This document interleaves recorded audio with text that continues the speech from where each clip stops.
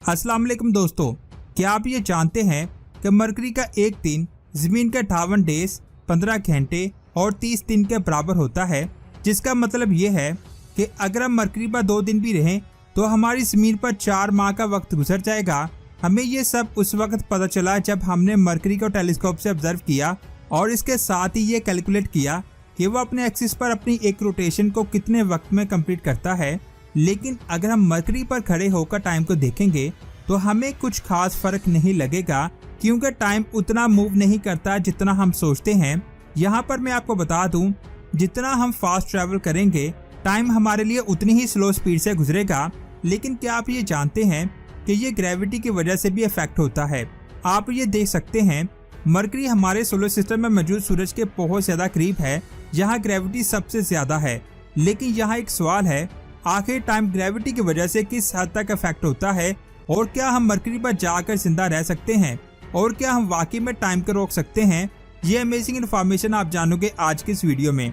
Video शुरू करने से पहले आपसे गुजारिश है कि अगर आपने हमारे चैनल स्पेस वर्ल्ड को सब्सक्राइब नहीं किया तो जल्दी से सब्सक्राइब करने के साथ साथ हमारी वीडियोस को लाइक और शेयर जरूर करें। सबसे पहले बात करते हैं कि टाइम आखिर है क्या। मार्क राइटर ने कहा था कि वक्त एक ऐसी क्वांटिटी है जो हर चीज को एक साथ होने से रोकती है, यानी कि हर साल इवेंट्स की डेट डिफरेंट होती है। मिसाल के तौर पर अगर इस वक्त आप ये वीडियो देख रहे हैं तो कल आप इस टाइम पर कुछ और काम कर रहे थे। हम कॉन्स्टेंटली टाइम के जरिए फ्यूचर में 1 सेकंड से मूव कर रहे हैं। ये टाइम में ट्रैवल करने की नॉर्मल स्पीड है जिसे हम जमीन पर रहने वाले तमाम लोग एक्सपीरियंस कर रहे हैं। लेकिन ये स्पीड कॉन्स्टेंट स्पीड नहीं है। एल्बर्ट आइंस्टाइन ने यह डिस्कवर किया था कि स्पेस में हम जितनी ज्यादा स्पीड से ट्रैवल करेंगे टाइम उतना ही स्लो होता जाएगा। जैसे जैसे हम अपनी स्पीड को बढ़ाते जाएंगे टाइम हमारे लिए उतना ही ज्यादा स्लो होता जाएगा, और जैसे ही हमारा स्पेसक्राफ्ट लाइट की स्पीड से ट्रैवल करने लगेगा वैसे ही हमारे लिए टाइम रुक जाएगा। इसकी सबसे अच्छी मिसाल आप सल्लल्लाहु अलैहि वसल्लम का सफर मिराज है, जिसके ऊपर मैं ऑलरेडी वीडियो बना चुका हूँ। अगर आपने वो नहीं देखी तो जल्दी से जाकर देखें, लिंक आपको नीचे डिस्क्रिप्शन में मिल जाएगा। ये बात आप जान लें, रोशनी की रफ्तार 3 लाख किलोमीटर फी सेकंड है। अगर आप इस रफ्तार से सफर करेंगे तो टाइम आपके लिए रुक जाएगा। लेकिन आप सल्लल्लाहु अलैहि वसल्लम ने जिस बुराक पर 7 आसमानों का सफर किया था उसकी रफ्तार 9 लाख किलोमीटर फी सेकंड थी, यानी वो रफ्तार रोशनी की रफ्तार से 3 गुना ज्यादा थी। आप सोच भी नहीं सकते कि क्या हुआ होगा, यानी वक्त रुक गया होगा। क्योंकि जब आप सल्लल्लाहु अलैहि वसल्लम जमीन पर तशरीफ लाए थे तो आप सल्लल्लाहु अलैहि वसल्लम का बिस्तर ऐसे था जैसे आप सल्लल्लाहु अलैहि वसल्लम अभी अपने बिस्तर से उठे हों। यानी 7 आसमानों का सफर आप सल्लल्लाहु अलैहि वसल्लम ने कुछ ही सेकंड में तय किया था। साइंसदानों ने एक एक्सपेरिमेंट किया। उन्होंने 2 क्लॉक्स लिए जिनमें से एक को प्लेन में रखा गया जिसकी स्पीड लगातार बढ़ती जा रही थी, और दूसरे क्लॉक को जमीन पर रखा गया। जब इन दोनों क्लॉक को कुछ देर के बाद कंपेयर किया गया तो साइंसदानों ने देखा जिस क्लॉक ने ज्यादा स्पीड से ट्रैवल किया था उसने बहुत कम टाइम को रिकॉर्ड किया था, और जो जमीन पर था उसने ज्यादा। बिल्कुल थ्योरी ऑफ रिलेटिविटी की तरह एल्बर्ट आइंस्टाइन ने यह भी पेशन गोई की थी कि टाइम ग्रेविटी की वजह से भी इफेक्ट होता है। आप उस चीज के जितना ज्यादा करीब जाएंगे जिसकी ग्रेविटी बहुत ज्यादा होगी टाइम उतना ही स्लो होता जाएगा। इसे 1959 में पाउंड रेबिका नाम के एक्सपेरिमेंट से प्रूव किया गया था। इस एक्सपेरिमेंट में उन्होंने एक बिल्डिंग की टॉप से कैमरेज नीचे की तरफ शूट की। उन्होंने ये ऑब्जर्व करना था कि लाइट वेव्स में कुछ फर्क आता है या नहीं। साइंसदानों ने देखा कि वेव्स की फ्रीक्वेंसी जितनी ज्यादा जमीन के क्लोज होगी उतनी ही ज्यादा वो बढ़ रही थी। गैमा रेडिएशन जितनी ज्यादा जमीन के करीब आ रही थी टाइम उसके लिए उतना ही स्लो हो रहा था। इसका मतलब ये हुआ कि अर्थ की ग्रेविटी इतनी जरूर है कि हम सब के लिए टाइम को स्लो कर देती है। लेकिन यहाँ पर एक सवाल आता है कि अगर हम जमीन की ग्रेविटी से दूर हों तो हमारे लिए वक्त कितना ज्यादा फास्ट होगा? इसका जवाब है पर्सपेक्टिव। टाइम की मूवमेंट आपके नजरिए से हमेशा सेम नजर आएगी। आपको ऐसा बिल्कुल भी नहीं लगेगा कि टाइम स्लो या फास्ट हो रहा है, लेकिन आपके आसपास कुछ अजीब जरूर हो रहा होगा। आउटसाइड ऑब्जर्वर आपको स्लो होता हुआ जरूर दिखाई दे सकता है।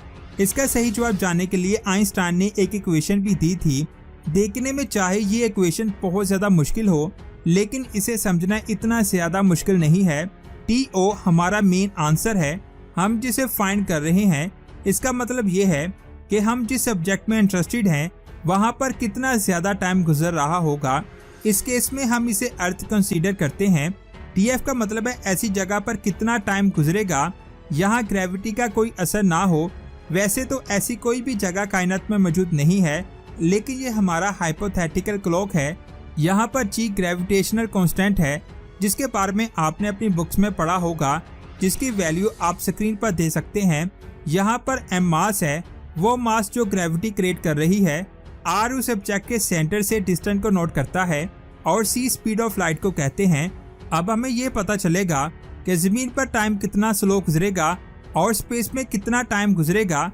यहाँ पर ग्रेविटी नहीं है, इसके लिए हमें सिर्फ अर्थ का मास और इसके सेंटर से हम कितना दूर हैं उसकी क्वांटिटी चाहिए, और ये दोनों ही हम जानते हैं। इस फार्मूले को सिंपल बनाने के लिए हम TF की वैल्यू 60 सेकंड लेते हैं। इसका मतलब ऐसी जगह है जहाँ ग्रेविटी बिल्कुल भी नहीं है, वहाँ के 60 सेकंड ज़मीन पर कितना वक्त होगा। इस सारी इन्फॉर्मेशन को इस इक्वेशन में पुट करने के बाद हमें ये आंसर मिलता है, जो आप अपनी स्क्रीन पर दे सकते हैं। यानी कि जब ग्रेविटी की वजह से किसी जगह पर 60 सेकंड गुजारे जाते हैं तो हमारी ज़मीन पर 59.999999996 सेकंड गुजरे होते हैं। इसका मतलब ये हुआ कि जब 3 बिलियन सेकंड गुजरेंगे उस वक्त हमें सिर्फ और सिर्फ 2 सेकंड का फर्क नजर आएगा। यानी अगर हम ज़मीन पर 80 साल जिंदा रहते हैं तो बगैर ग्रेविटी वाली जगह पर आप उससे सिर्फ और सिर्फ 2 सेकंड ज्यादा जिंदा रह सकेंगे। लेकिन मरकरी बगैर ग्रेविटी वाली जगह नहीं है, वह हमारे सूरज के बहुत ज्यादा करीब है। इतने ज्यादा मैसिव ऑब्जेक्ट के होने की वजह से कुछ ना कुछ तो अलग वैल्यू हमें देखने को मिलेगी।